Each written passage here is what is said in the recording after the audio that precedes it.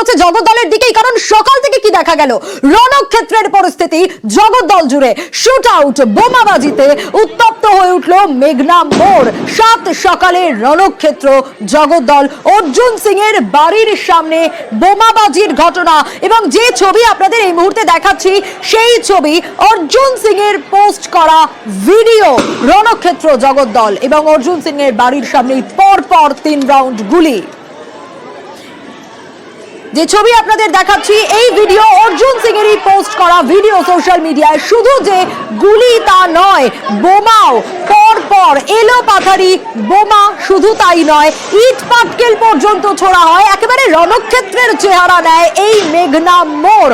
অর্জুন সিং এর বাড়ির সামনে যত সিসি ক্যামেরা আছে সেগুলোর দিকেও নজর রাখা হচ্ছে, এবং অর্জুন সিং তিনি দাবি করছেন যে বোমার আঘাত, পায়ে স্প্লিন্টারের জখম এবং এলো পাথারি ইট বৃষ্টির অভিযোগ। ছবিটা আপনাদের দেখাচ্ছি ঠিক সেই সময় কি পরিস্থিতি তৈরি হয়েছিল এই মেঘনা মোড়ে, এবং আইনের রক্ষকদের ঘিরে বিক্ষোভ বিজেপি কর্মীদের। উর্দিধারীদের সঙ্গে বচসা শুরু হয়ে যায়, কথা কাটাকাটি শুরু হয়ে যায়, সেই ছবিটাও আপনাদের দেখাচ্ছি।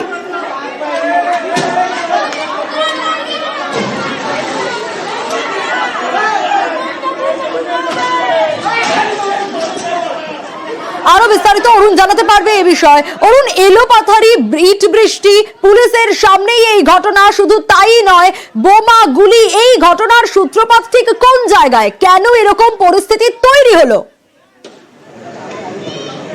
দেখো, মেঘনা মোড়ে যেখানে অর্জুন সিং এর বাড়ি, এই মজদুর ভবন, ঠিক এই মজদুর ভবনে সকাল 9:30 নাগাদ হঠাৎ গলি থেকে বেরিয়ে এলো পাথারি ইট বৃষ্টি শুরু হয়। টালি ভাঙা, ইট ভাঙা থেকে শুরু করে বড় বড় বোল্ডার ছোড়া হয় তার বাড়ি লক্ষ্য করে। তারপর শুধু তাই নয়, তার বাড়ির গলি থেকে বেরিয়ে এসে বেশ কয়েকটি বোমা ছোড়া হয়। সেই বোমার ধোঁয়াও কিন্তু দেখা যাচ্ছে। তারপর যখন এই আওয়াজ শুনে অর্জুন সিং ওপর থেকে নিচে নেমে আসেন, তখন কিন্তু এলাকায় সমস্ত দোকানপাটগুলো সবে খুলতে শুরু করেছে।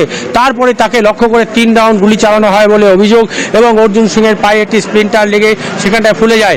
এই ঘটনা এলাকায় একটা আতঙ্কের সৃষ্টি হয়। অর্জুন সিং কিন্তু সরাসরি দাবি করেছেন ভাটপাড়া পৌরসভা যিনি কাউন্সিলর রয়েছেন সুনিতা সিং, তার পুত্র নমিত সিং এর বিরুদ্ধে। একটু সঙ্গে থাকো, স্থানীয়রা যারা প্রত্যক্ষদর্শী সে সময় দেখেছেন এই ঘটনা, তারা কি বলছেন শোনাবো। সাংসদের ঘর, সাংসদের বাড়ি উপরে ইট পাথর ফেলা হচ্ছে, গুলি চলেছে 6 রাউন্ড, 3 রাউন্ড বম চলেছে, 3টে বম চলেছে সাংসদ উপরে। হ্যাঁ, সাংসদ উপরে চলেছে। না, আহত হয়নি, বেঁচে গেছে, অল্প হতে পারে লেগেছে।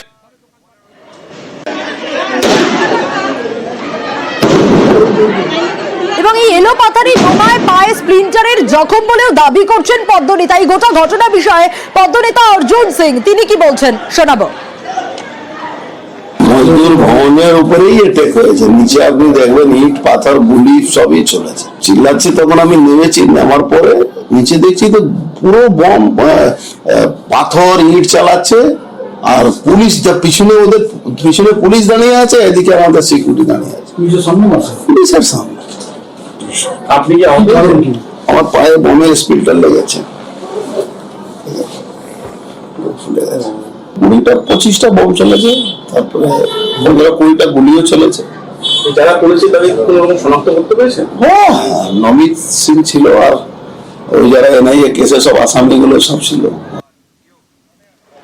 অর্জুন সিং এর অভিযোগ তো শুনলেন, আবারও অরুণের কাছেই যাব। অরুণ, যে প্রশ্নটা বারবার করে উঠে আসছে, অর্জুন সিং একেবারে নাম নিচ্ছেন, অভিযোগ করছেন, কারা এই কাজ করলো, যাদের নাম নেওয়া হচ্ছে কারা তারা? দেখো, তারা হচ্ছে একেবারে অর্জুন সিং এর পাড়াতেই থাকে, তার নাম নমিত সিং। এর আগেও কিন্তু এই নমিত সিং এর বিরুদ্ধে অভিযোগ হয়েছিল যে তার বাড়িতে বোমা মারা, গন্ডগোল করার পিছনে অভিযোগ ছিল। সেই ব্যাপারে কিন্তু এনআইএ তদন্ত হয়েছিল। এরপর আবার দীর্ঘদিন যখন অর্জুন সিং বিজেপি ছেড়ে তৃণমূলে চলে যায়, তখন বিষয়টা ঠান্ডা ছিল। আবার অর্জুন সিং যখন বিজেপি আসে, তারপর থেকে আবার এই ধরনের ঘটনা ঘটছে। ফলে সরাসরি অভিযোগ কিন্তু যে ভাটপাড়া পৌরসভা যিনি কাউন্সিলর রয়েছেন সুমিত সিং, তার ছেলে নমিত সিং এর বিরুদ্ধে। এই ঘটনায় কিন্তু এলাকায় প্রচুর সিসি ক্যামেরা রয়েছে, কিন্তু পুলিশ এগুলো খতিয়ে দেখছে। কেন বা কি উদ্দেশ্যে এই ধরনের ঘটনা ঘটলো, একজন প্রাক্তন সাংসদ তার বাড়ির সামনে এই ধরনের ঘটনা ঘটলো, এই নিয়ে কিন্তু একটা চাঞ্চল্য সৃষ্টি হয়েছে। পুলিশ বসানো রয়েছে, কিন্তু অর্জুন সিং সরাসরি দাবি করেন যে উদ্দেশ্য প্রণোদিতভাবেই নমিত সিং এবং তার দলবল এই ঘটনা করেছে। কিন্তু আমরা যখন তৃণমূলের যিনি কাউন্সিলর বিধায়ক রয়েছেন সোমনাথ শ্যাম, তাকে যখন আমরা জিজ্ঞাসা করেছিলাম, তিনি কিন্তু পরিষ্কার অন্য কথা বলেন। তিনি বলেন এটা অর্জুন সিং এর পরিকল্পিত, কারণ অর্জুন সিং যেই বাড়িতে থাকে মজদুর ভবন, সেই বাড়ির তার একার নয়, তার শরিকি অনেক লোকজন থাকে, তারা এই শরিকি দখল নিতে এসে কিন্তু এই ধরনের ঘটনা ঘটেছে এবং অর্জুন সিং নিজেই গুলি চালিয়েছে এবং তাকে অভিযোগ তো মারধর আমরা শুনলাম, কিন্তু পাল্টা অভিযোগও রয়েছে। তৃণমূল বিধায়ক সোমনাথ শ্যাম তিনি কি বলছেন, তিনি কিন্তু এই গোটা ঘটনাই অস্বীকার করছেন এবং বলছেন যে মজদুর ভবন থেকে এই গুলি চলেছে, গুলি চালিয়েছেন অর্জুন সিং। কি কি অভিযোগ তার শোনাবো। এই অঞ্চলে যাই হোক, সেটা হচ্ছে জগদ্দলের বিধায়কের বিরুদ্ধে। তো এটা নিয়ে তো কোনো ব্যাপার নয়, কিন্তু ওখানকার যারা পোর্টাল মিডিয়া আছে, সোশ্যাল মিডিয়া যারা আছে, তারা সম্পূর্ণটা দেখেছে যে অর্জুন সিং আজকে বাড়ি থেকে নেমে নিজে হাতে সিআইএসএফ কে নিয়ে গুলি চালিয়েছে এবং তিনি গুলি চালিয়েছেন এবং তার ছেলেরা পিছন থেকে বোম চালিয়েছে। সেই বোমের স্প্লিটার হয়তো ওনাকে লেগেছে, কিন্তু আমাদের তরফ থেকে সকাল থেকে আমরা পুলিশ প্রশাসনকে জানিয়ে দিয়েছি যে অর্জুন এবং তার যারা ক্রিমিনাল বাহিনীরা আছে তারা সকাল থেকে মেদিনীপুরের এই অঞ্চলটাকে উত্তপ্ত করার একটা চেষ্টা করছিল। তো সেই উত্তপ্ত করার চেষ্টাতে ইতিমধ্যে লাস্টে অর্জুন সিং নিজে নামে এবং নিজে নেমে নিজে হাতে গুলি চালায়।